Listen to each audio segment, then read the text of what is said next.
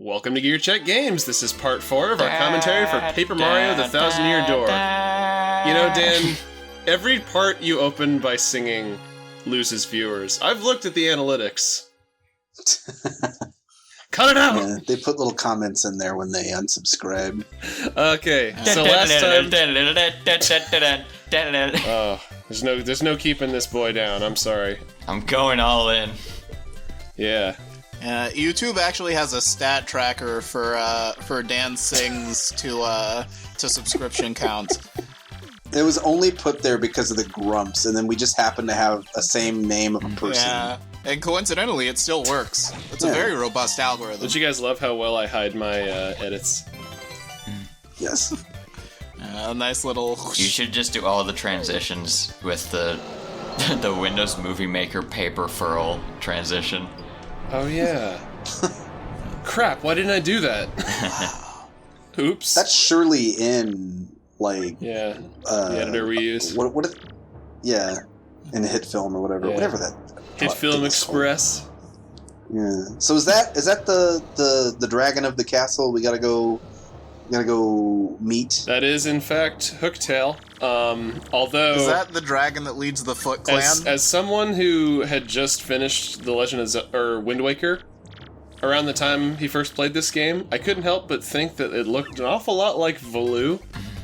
Yeah. Like, from a distance especially. Like, it kind of flies the same way. You know why? It's because Nintendo only used those bare necessities, those simple bare necessities. I'm so glad I'm not the only one that imagines Baloo every time someone says Valoo. Yep. It's Valoo, the dragon. Get him. Yeah. He starts to, instead of like flying with his wings, he has like a really, really big leather jacket and he flies a giant jet plane. You know who would be really useful in a fight like this? Oops. Me. A Koopa. Yeah, if only we had one. It's too bad that's impossible, though. Yeah. It's too bad there's no Koopa Companion, who is my favorite G.I. Joe villain, by the way. What? Oops. Koopa Companion? Oh boy. That's an episode title that I won't end up using. Cobra Companion. That's the thing. Every time I think of a funny episode title during one of these parts, I decide I can't use it because then it'll be too predictable. Yeah. I feel like if it were a G.I. Joe villain, it would be like Comrade Koopa. It's just... Koopa Commander. So yeah, we've got our first level up here. As we explained earlier, you can either choose HP, FP, or badge points. From what I've played so far, I'm prioritizing badge points because you can actually acquire badges that will allow you to buff your HP and FP. So, You can either pick HP, FP, or the correct choice. Yeah. And this game isn't like certain other games in the franchise, Cough only one in particular, where once you level up to a certain point, you just soft lock the game. So you don't have to worry about... Yeah, thankfully they fixed that horribly game-breaking flaw from the previous Paper Mario.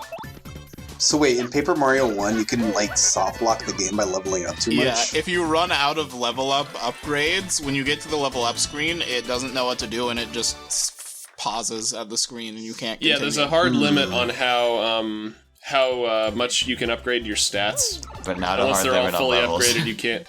What's that? But not a hard limit on levels. Yeah.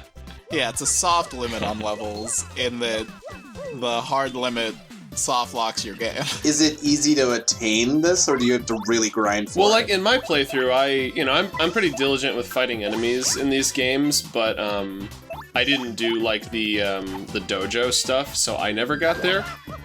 But I've heard that if you do some of like the optional stuff, you kind of run the risk of maxing yourself out too early. Yeah.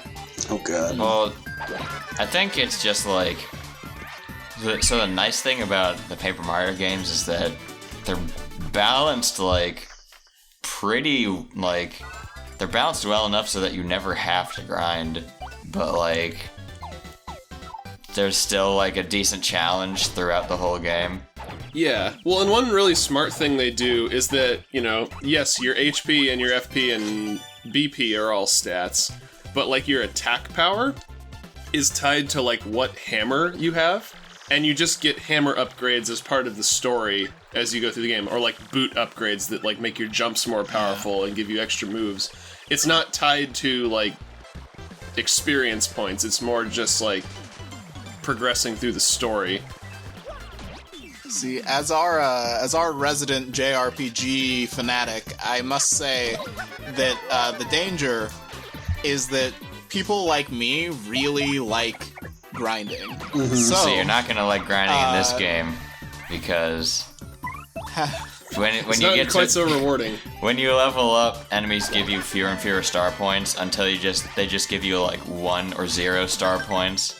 Oh yeah, and the degradation is like super fast. Like by the time you're done with this chapter, or even like halfway through it, these Goombas are already giving you like 1 star point. Yeah. So what you're saying is that leveling up is the first step on the road to degradation. I say first step on the road to degradation. Sure. That's a joke exclusively for Trey. I get it. And maybe some viewers. Yeah, this game is pretty like tightly designed as far as like making sure you're at the level that you're supposed to be, that you're expected to be at different parts in the game. Because it like as soon as you pass that level, then like enemies give you almost nothing for experience. Yeah. So that you don't just like, so the game doesn't ever get too easy or too hard unless you're just like blowing through every enemy. You did something earlier when you jumped on when you hammered the flying Goomba that I wanted to point out was that you hit an enemy with an overworld ability in a way that you can't normally hit them, and I like that combat initiation system of this game. Yeah, it's honestly kind of funny because it's like the Goomba's like, well, he hit me in the overworld, so I guess I have to float down a little bit so he can hit me in the battle, even though he normally shouldn't be able to. Yeah, though if you jump on a spiked enemy, it still hurts you. Yes. Yeah. Unless you get the Spike Shield. Yeah. Which I will definitely be picking up far in the future. I forget, didn't the fire shield or whatever also double as a spike shield because of a weird coding thing? I don't think so. Maybe in the first game. I feel like in this one I discovered the fire shield before the spike shield. So I was like, oh, I can jump on flame enemies now, but there's like way more spiked enemies throughout the game, so it's not that useful. Yeah. Like, I remember still having trouble with spiked enemies after I found the flame shield, is basically what I'm trying to say. When did Koopas start having tails? They've Well, had they are tails for a long turtles. time. Yeah, but they didn't have tails in, like, Mario 3. Does the Koopa in, like, Mario Kart have a tail? I think maybe. so. Does the Koopa from Mario 64? That I don't. I mean, Well, you gotta keep in mind, too, this was, I don't think they had tails in Mario 64 because they were wearing boxers and stuff. Which, I mean, they are in this one as well, but... Yeah, and this game, you gotta remember, was pre-New Super Mother... Excuse me. New Super Mother 3. New Super Mario Brothers. Which, in my mind, kind of, like, unified, like... It introduced, like, a standardized Mario art style that, like, all future games kind of had to use. So, like, if you look at the design of the Goombas and the Koopa Troopas and just, like, the enemies here that appear in other Mario games, they're all kind of, like, tweaked from their regular design. Not just with, like, the clothes and little, like, facial features that they have, but, like, the biology is a little bit tweaked. imagine that Toad from the last room. Imagine his mustache as a mouth, and he's just very... See, that's what I always saw it as, so... Funny that. But if you look at, like, the Goombas in, say, Sticker Star as compared to this, they look a lot more proportionally similar to, like, the new Super Mario Brothers Goombas. And I honestly don't like that, because...